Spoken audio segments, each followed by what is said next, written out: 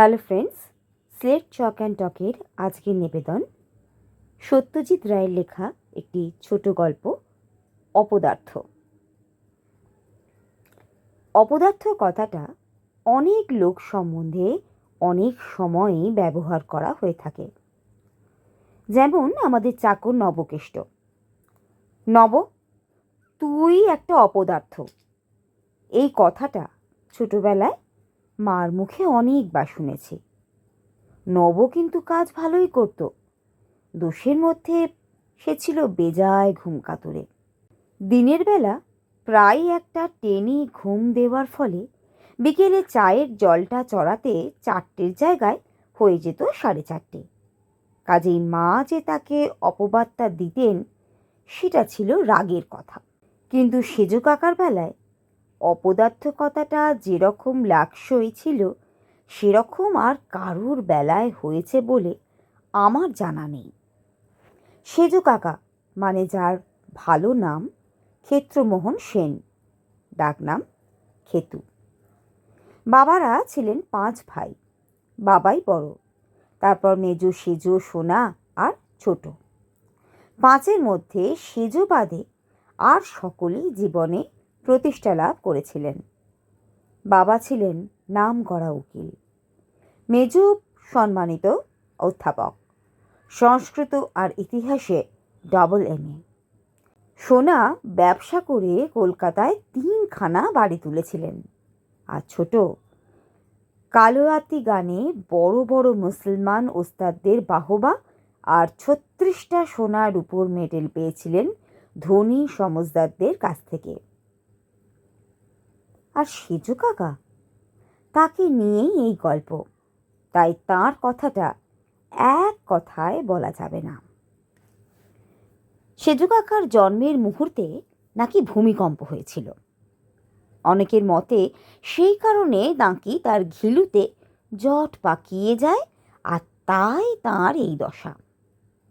হাম আর chicken pox একবার না একবার প্রায় সব বাচ্চাদেরই হয়। সেজ কাকার এই দুটো তো হয়েই ছিল, সেই সঙ্গে কোনো না কোনো সময় হয়েছিল হুপিং কাশি, ডিপথেরিয়া, ডেঙ্গু, এক্সিমা, আসল বসন্ত। শিশু বয়সে 7বার কাঁদতে কাঁদতে হেঁচকি উঠে নীল হয়ে সেজ কাকা অজ্ঞান হয়ে গিয়েছিলেন।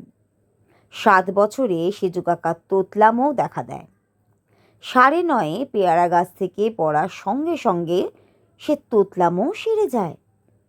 এই পতনের ফলে সেজ কাকার গোড়ালি ভেঙে যায়। ডাক্তার বিশ্বাস সেটাকে ঠিকমতো জোড়া দিতে না পারায় সেজ কাকাকে সামান্য খুঁড়িয়ে হাঁটতে হতো। এই খোঁড়ানোর জন্য তার আর খেলাধুলো করা সম্ভব হয়নি। হাতের টিপের অভাবে ক্যারাম আর মাথা খেলে না বলে তাস পাশাও হয়নি। সেজ কাকা স্কুলে ভর্তি হয়েছিলেন ঠিকই, কিন্তু পর 3বার FA পরীক্ষায় ফেল হওয়ার পর ওর বাবা মানে আমাদের ঠাকুরদাদা নিজেই ওর পড়াশুনো বন্ধ করে দেন। বলেন, খেতু, তুই যখন একেবারেই অপদার্থ তখন তোর এডুকেশনের পেছনে খরচ করা মানে টাকা জলে দেওয়া। তবে গলগ্রহ হয়ে থাকতে দেওয়াটাও তো চলবে না। তুই আজ থেকে ভম্বুরের সঙ্গে বাজারে যাবি, শাক সবজি মাছ মাংস চিনে নিবি, তারপর থেকে সংসারের বাজারটা তুই করবি। ভম্বল কাকা হলেন বাবার এক দুঃসম্পর্কের ভাই। আমাদের বাড়িতে থেকেই পড়াশুনো করেছেন, মানুষ হয়েছেন। সেজ কাকা বেশ কিছুদিন বাজারে গেলেন ভম্বল কাকার সঙ্গে। তারপর একদিন, সেদিন বাড়িতে লোক খাবে, ঠাকুরদাদা সেজ কাকার পকেটে 2টো 10 টাকার নোট গুঁজে দিয়ে বললেন, দেখি তুই কেমন জিনিসপত্র চিনেছিস, আজ বাজারের ভার তোর ওপর। সেজ কাকাকে নিয়ে বাজার আর হলো না, কারণ কাকার পাঞ্জাবির পকেট ফুটো, নোট 2খানা বাজারে পৌঁছনোর আগেই পথে কোথায় গলে পড়েছে। এরপর থেকে কে আর কাকাকে ট্রাস্ট করবে? আমার প্রথম স্মৃতিতে সেজ কাকার বয়স 33 আর আমার 3। কালী পুজোর দিন সন্ধেবেলা। ঘটনাটা মনে আছে কেন সেটা আরেকটু বললেই বোঝা যাবে। সেজো কাকা বারান্দার মেঝেতে হামাগুড়ি দিচ্ছেন, আর আমি তার পিঠে চড়ে ঘোড়া খেলছি। পাশের বাড়ি থেকে হঠাৎ একটা জ্বলন্ত উড়নতুবড়ি এসে বারান্দার তক্তপোষের ওপর পড়তেই সর্বনাশ বলে সেজো কাকা শটান উঠে দাঁড়ালেন। তার ফলে আমি পিঠ থেকে ছিটকে পড়লাম শান বাঁধানো মেঝেতে, আর সঙ্গে সঙ্গে মাথা ফেটে রক্তারক্তি কাণ্ড। সেদিন অবশ্যই সেজো কাকাকে ভয়ঙ্কর সব কথা শুনতে হয়েছিল বাড়ির প্রায় সকলের কাছ থেকেই। আমার কিন্তু একটু দুঃখ হয়েছিল কাকার জন্য। কেউ তাকে গ্রাহ্য করে না, এমনকি মানুষের মধ্যেও ধরে না। তাই বয়সের সঙ্গে সঙ্গে আমার কাকার ওপর একটা মায়া পড়ে গিয়েছিল। মাঝারি হাইট, মাঝারি রং, মুখে মানুষেরই বুদ্ধি হবে, সব মানুষই করিতকর্মা হবে, তার কি মানে? শহর ভর্তি এত লোকের মধ্যে একটা লোক যদি সেজো কাকার মতো হয়, তাতে ক্ষতি কি? আমি তাই ফাঁক পেলেই তাঁর একতলার কোণের ঘরটায় গিয়ে সেজো কাকার সঙ্গে বসে গল্প করতাম। কদিন গিয়েই একটা বুঝেছিলাম যে সেজো কাকাকে গল্প বলতে বললে কোনো লাভ নেই, কারণ তার কোনো গল্পই শেষ পর্যন্ত মনে থাকে না। তারপর কি হলো সেজো কাকা? তারপর তারপর দাঁড়া, তারপর গলার স্বর তারপর বলতে বলতে ক্রমে দম ফুরোনো হারমোনিয়ামের মতো ক্ষীণ হয়ে আসে। সেজো কাকা গল্প থেকে গুনগুন বেসুরো গানে চলে যান।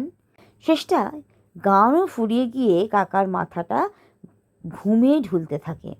বুঝতে পারি গল্পের বাকি অংশ মনে করার মেহনত কাকার পোষাচ্ছে না। তাকে ওই অবস্থাতেই রেখেই আমি পা টিপে টিপে ঘর থেকে বেরিয়ে আসি। সেজো কাকা আর ডাকেনও না। আমার যখন বছর 12 বয়স, তখন একদিন তাঁর ঘরে গিয়ে দেখি তিনি একটা মোটা বই খুলে খুব মনোযোগ দিয়ে পড়ছেন। জিজ্ঞেস করাতে বললেন, আয়ুর্বেদের বই। বললাম, ও বই পড়ে কি হবে সেজো কাকা? কাকা একটু ভেবে গম্ভীরভাবে বললেন, এটাও তো একটা ব্যারাম, তাই না? কোনটা? এই যে আমার দ্বারা কিচ্ছু হচ্ছে না, কিচ্ছু মনে থাকে না, কিচ্ছু মাথায় ঢোকে না, এটা নিশ্চয়ই একটা রোগ। কি আর বলবো? বললাম, তা তো হতেই পারে সেজো কাকা। তাহলে এর চিকিৎসা হবে না কেন? বললাম, তুমি নিজেই চিকিৎসা করবে নাকি? আমি জানতাম যে সেজো কাকার এই অপদার্থতার জন্য তাকে ডাক্তার দেখানোর কথা কেউ কোনোদিন ভাবেনি। সত্যি বলতে কি, ওর ছেলেবেলার সেই একগাদা ব্যারামের পর ওর আর বিশেষ কোনো অসুখ টসুখ করেনি। স্বাস্থ্যটা ওর মোটামুটি ভালোই ছিল। সেজো কাকা বলে চললেন, চকবাজারে ফুটপাতে বইটা পড়েছিল, 10 আনা দিয়ে কিনে এনেছি, বোধহয় কাজে দেবে। মনে হচ্ছে আমার ব্যারামের জন্যেও আয়ুর্বেদিক চিকিৎসা আছে। 2 দিন বাদে যখন বর্ষাকাল, বিকেলে সেজো কাকার ঘরে গিয়ে দেখি উনি বেরোনোর তোড়জোড় করছেন। পায়ে ক্যাম্বিসের জুতো, মালকোচা মেরে পরা ধুতি, গলায় জড়ানো সুতির চাদর, আর হাতে ছাতা। বলেন, ভট্টাচপাড়ায় ভাঙা শিব মন্দিরটার পেছনে একটা গাছ আছে, খবর পেয়েছি। ওর শিকড় আমার চাই, ওইটি পেলেই ব্যাস নিশ্চিন্তি। সেজো কাকা বেরিয়ে পড়লেন। আকাশ ঘোলাটে হয়ে আসছে। তেমন বৃষ্টি নামলে কাকার প্ল্যান ভেস্তে যাবে। আমি ঘণ্টাখানেক নিচে ঘুরঘুর করে দোতলায় গিয়ে নিজের ঘরে চলে গেলাম। দক্ষিণের জানলা দিয়ে সামনের রাস্তা দেখা যায়। বৃষ্টি থামল না। সন্ধে যখন হব তখন দেখি সেজো কাকা ফিরছেন। উদ্ধার করে নিচে নেমে সদর দরজার মুখে কাকার সঙ্গে দেখা। পেলে শিকড়? না রে, ভুল হয়ে গেল। একটা টর্চ নিয়ে যাওয়া উচিত ছিল। জায়গাটা জংলা আর বেজায় অন্ধকার। কিন্তু ওটা কি? কাকার কথার মধ্যেই চোখ পড়েছে আমার। খদ্দরের পাঞ্জাবির বুকে লাল রঙের ছোপ। তাই তো, এটা তো খেয়াল করিনি এতক্ষণ। পাঞ্জাবি খুলতেই বেরোলো একটা জোঁক। ভীম যেমন দুর্যোধনের বুকের রক্ত খেয়েছিল, তেমনি ইনি সেজ কাকার বুকের রক্ত খেয়ে ফুলে ঢোল, টোকা দিতেই টপ করে মাটিতে পড়ে গেল। কিন্তু একটা জোঁকে আর সেজ কাকার কি হবে? কাঁধ, কনুই, কোমর, পায়ের গুল, হাঁটু, গোড়ালি সব জায়গা মিলিয়ে 14টা জোঁক বেরোলো কাকার গা থেকে। 5-6 আউন্স রক্ত যে তার আজ খোয়া গেছে তাতে কোনো সন্দেহ নাই। বলা বাহুল্য, তার আয়ুর্বেদ চর্চাও এই একটা ঘটনাই দিল বন্ধ করে। পড়াশুনোয় আমি ছিলাম রীতিমতো ভালো। আমাদের সময়ে FA এন্ট্রান্সের যুগ শেষ হয়ে ম্যাট্রিক চলছে। পরীক্ষায় বিশ্ববিদ্যালয়ে 3rd হয়ে বিজ্ঞান পড়ব বলে চলে এলাম কলকাতায়। হোস্টেলে থেকেই MSc পর্যন্ত পড়ে পদার্থবিজ্ঞানে ফার্স্ট ক্লাস ফার্স্ট হয়ে চলে যাই আমেরিকায়। শেষ পর্যন্ত গবেষক হিসাবে আমার বেশ খ্যাতি হয়। শিকাগো বিশ্ববিদ্যালয়ের অধ্যাপক ও গবেষণার কাজ আমি একসঙ্গে চালাতে থাকি। বাইরে থাকার ফলে সেজ কাকার সঙ্গে যোগসূত্র ক্ষীণ হয়ে এসেছিল। একবার, তখন আমি সবে অধ্যাপনা শুরু করেছি, মার চিঠিতে একটা অদ্ভুত খবর পেলাম। সেজ কাকা নাকি ফিল্মে অভিনয়ের সুযোগ পেয়েছেন। এখানে বলে রাখি যে সেজ কাকার সঙ্গে স্বামী বিবেকানন্দের চেহারার একটা সাদৃশ্য ছিল। দেহের গঠন মোটেই এক নয়।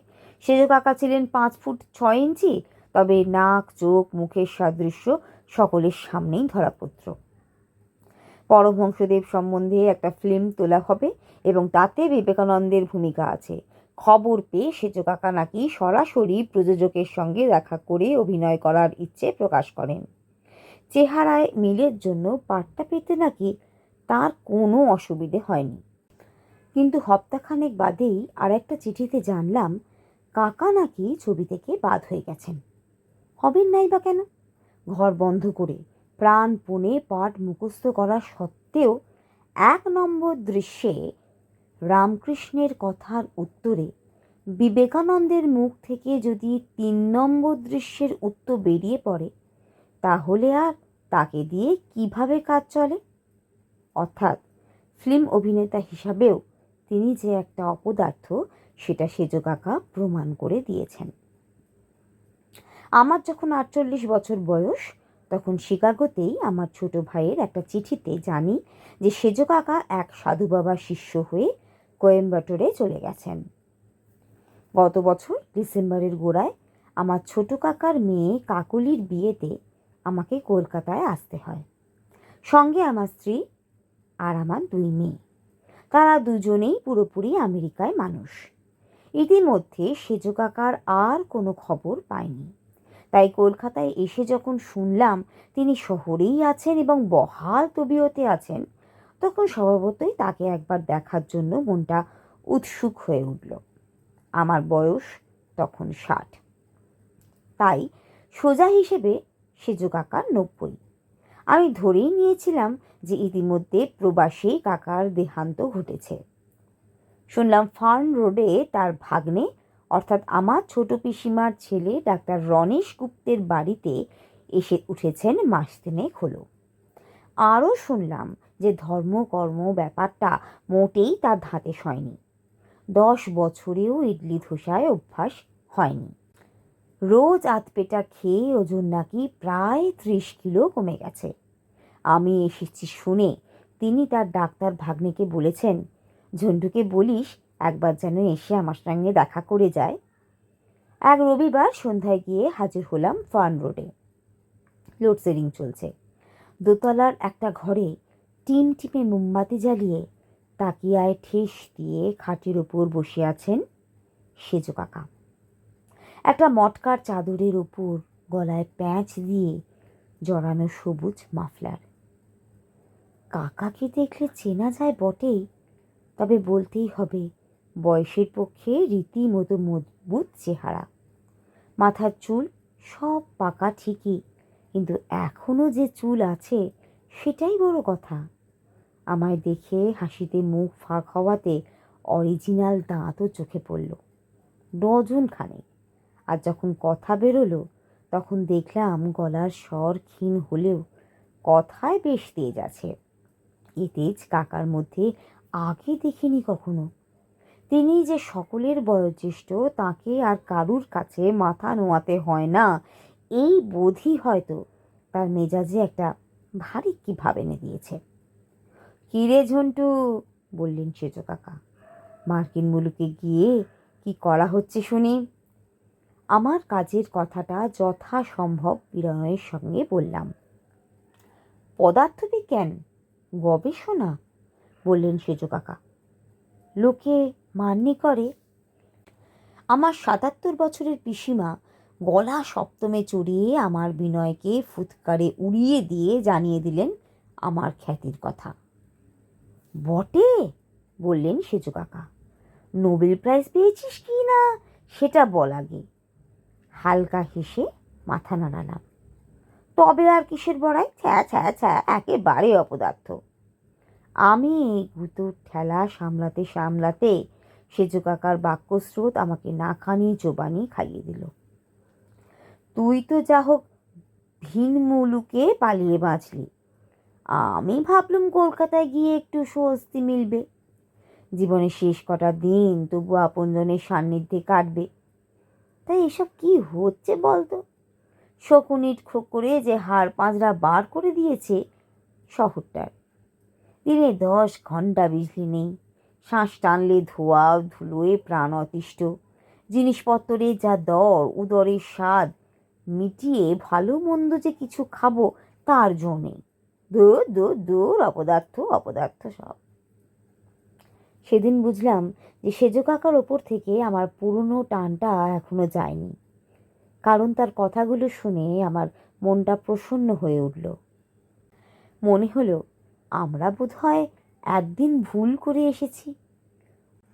কাকা আসলে দিব্যি সুস্থ স্বাভাবিক মানুষ, আমরা শুদ্ধ, দুনিয়াটাই অপদার্থ। কিন্তু কথাটা যে ঠিক নয় সেটা সেজ কাকাই প্রমাণ করে দিলেন কয়েকদিনের মধ্যে। এত সকালে ছোট পিসিমার বাড়ি থেকে ফোন এলো যে সেজ কাকা ভোর রাত্রে ইহলোক ত্যাগ করে চলে গেছেন, আর যাবার দিনও মোক্ষম বেঁচেছেন কাকা, কারণ সেই দিনই সন্ধ্যায় গোধূলি লগ্নে আমার ভাগ্নির বিয়ে।